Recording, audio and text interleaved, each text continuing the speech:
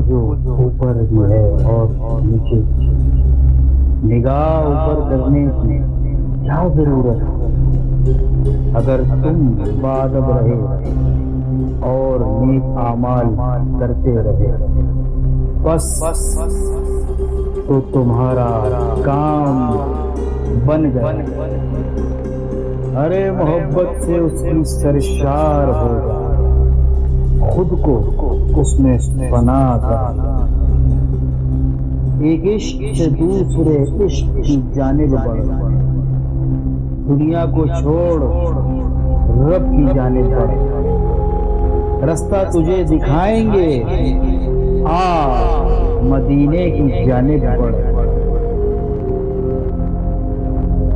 پھولوں کی مہک میں وہ، بادلوں کی گرج میں، ساون کی بوندوں میں وہ،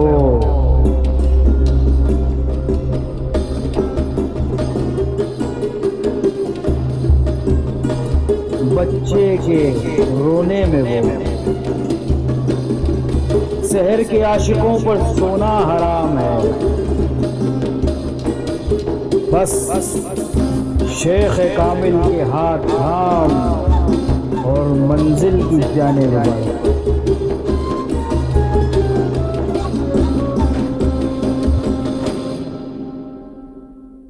حق جہاں میں ہر طرف، واقف نہیں کوئی حق۔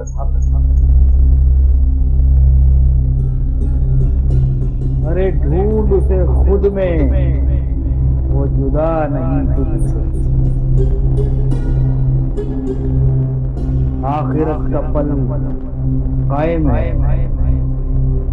جو آیا ہے اس نے جانا ہے۔ اس سفر آخر میں بس نیک اعمال نے کام آنا ہے۔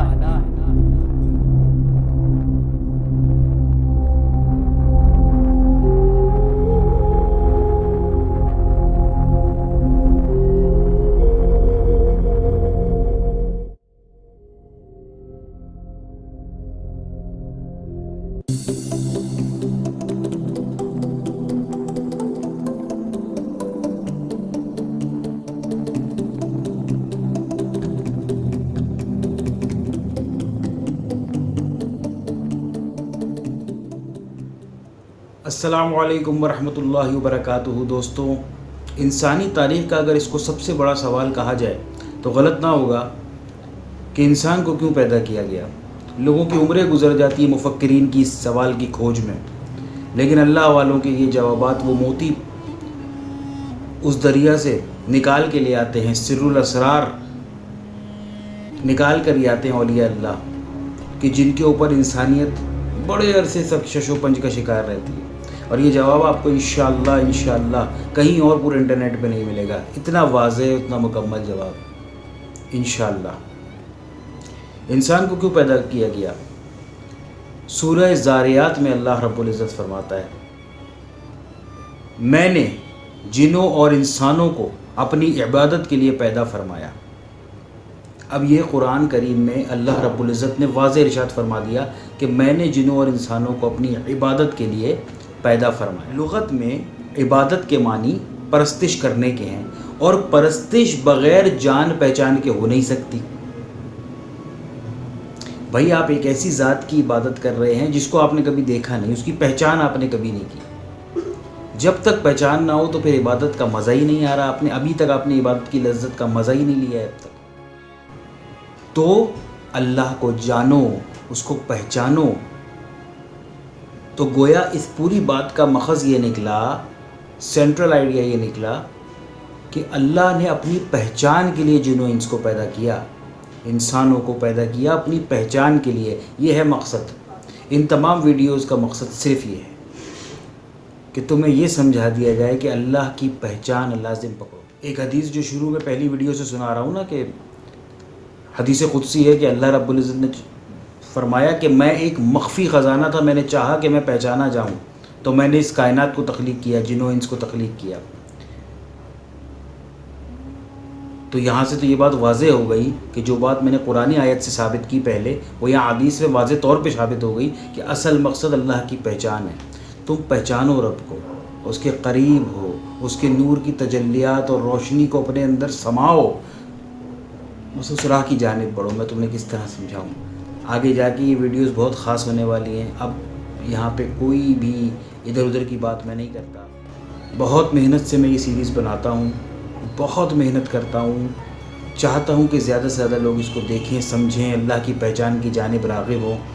اس کے بعد میرا کام ہے صرف محنت کرنا، کوشش کرنا، کامیابی دینا نہ دینا اللہ کے ہاتھ میں ہے۔ ہم اپنی سی کوشش کرتے رہیں گے انشاءاللہ، اور اللہ کی ذات سے پر امید ہے کہ ایک دن ہماری یہ کافش، یہ محنت ضرور رنگ لائے گی انشاءاللہ عز و جل۔ اب ایک سوال ہوتا ہے کہ بھائی آپ بات تو کر رہے ہیں کہ پہچانو، اس کو پہچانو، کس طرح پہچانیں، کیسے کیا جائے یہ کام؟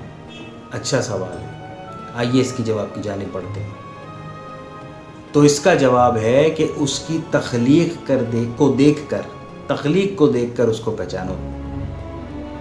یعنی کہ ایک صنعت کار ہوتا ہے تو وہ اپنی بہترین تخلیق جو وہ کرا ہوتا ہے، مٹیریل جو اس نے بنایا ہوتا ہے، پروڈکٹ جو بنایا ہوتا ہے، وہ چاہتا ہے نا لوگ اس کو دیکھ کے صنعت کار کی تعریف۔ تو اللہ رب العزت کی بہترین تخلیق کون سی ہے؟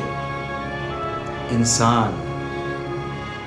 اور اللہ انسان کو ہی مخاطب کرتا ہے، تو دراصل حقیقت کا مخاطب ہی انسان ہے۔ اللہ تعالیٰ سب سے زیادہ انسان پر ظاہر ہوا ہے۔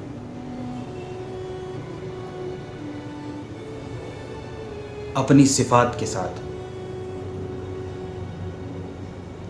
جتنی ودیت اس نے انسان کے اندر یہ کی ہے کہ اس کو پہچانے، اتنی کسی اور مخلوق میں نہیں ہے۔ اس کو اپنا خلیفہ بنایا ہے دنیا میں، زمین پر، اشرف المخلوقات چنا ہے، تمام مخلوقات سے افضل۔ سمجھو اس بات کو، اپنے مقام کو سمجھو۔ انسان محض ایک لفظ نہیں ہے جو پہلے گارا اور مٹی اور پھر اس سے 7 چکروں سے گزار کر اس کو اپنا خلیفہ مقرر فرمایا ہے۔ تو اس کے پیچھے ایک بہت بڑا راز، ایک بہت بڑی بات ہے، اور ہماری انسانوں کی یہ خوش نصیبی ہے کہ اللہ رب العزت نے ہم کو اس قدر بلند پایا مرتبہ عطا فرمایا ہے۔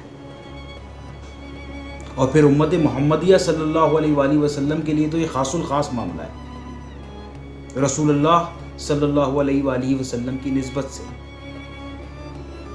تو اللہ نے اپنی راہ انسان پہ مکمل کر دی، مکمل فرما دی۔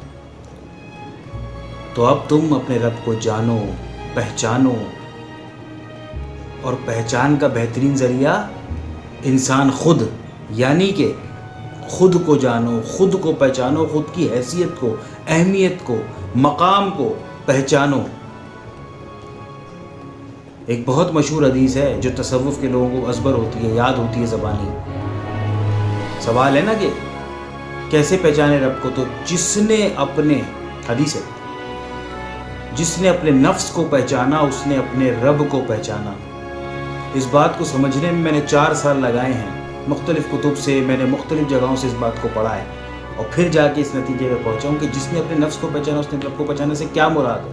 مطلب جس نے اپنے آپ کو پہچان لیا، اپنے نفس کو پہچان لیا، رب کو پہچان لیا، کیسے؟ نفس میرا برا ہے، گناہ کرتا ہے، اس سے میں نے رب کو کیسے پہچانا؟ میں پہلے یہ سوچتا تھا، میں نے بہت ریسرچ کی، اس کے بعد میں آخر کار تمام کتب سے پڑھا کے، مختلف لوگوں سے بات کر کے، صاحب نظر لوگوں سے ملاقاتیں کر کے، الحمدللہ اس نتیجے پر لوگوں کی پوری زندگی گزرتی تھی اس جواب کو جاننے کے لیے، پوری زندگی لوگ لگا دیتے ہیں، لیکن الحمدللہ ثم الحمدللہ اللہ کی عطا سے اس جواب تک پہنچا، اور لوگوں کو بتاتا ہوں، اور اب آپ کو بتا رہا ہوں کہ اپنے نفس کو پہچاننے سے مراد ہے اپنی حقیقت کو، اپنے مقام کو جانو کہ تمہیں اللہ رب العزت نے کیا مقام عطا کیا ہے۔ کہ حضرت علی کرم اللہ الوجہ الکریم کا قول ہے کہ یہ جس جہان میں تم رہتے ہو یہ عالم صغیر ہے، اور تیرے اندر ایک عالم کبیر ہے۔ عالم کبیر کا مطلب بڑا جہان، بہت بڑا جہان، وسیع و عریض، اور عالم صغیر کا مطلب چھوٹا جہان۔ تو یعنی کہ پورا عالم کو وہ تشبیہ دے رہے ہیں ایک چھوٹے جہان سے جو تیرے اندر، تیرے سینے میں ہے، اس جہان کو پہنچ۔ ان جہانوں کے اوپر آگے بات آنے والی ہے، یہ لطائف کیا ہوتے ہیں، ان لطائف کی تسخیر کر کے تو کہاں سے کہاں پہنچ سکتا ہے، اللہ کی دیدار کی راہ کو پا سکتا ہے، بقا، لقا اور وہ سارے مقامات فنا جن کو تو پار کر جائے گا، اور اس کے بعد میں تجھے طریقہ بتاؤں گا کہ یہ سب کیسے حاصل کرنا ہے۔ لیکن تم بھی انٹرسٹ لو، تم بھی محنت کرو. جب میں اتنی محنت کر رہا ہوں تو تم بھی محنت کرو. السلام علیکم ورحمۃ اللہ وبرکاتہ.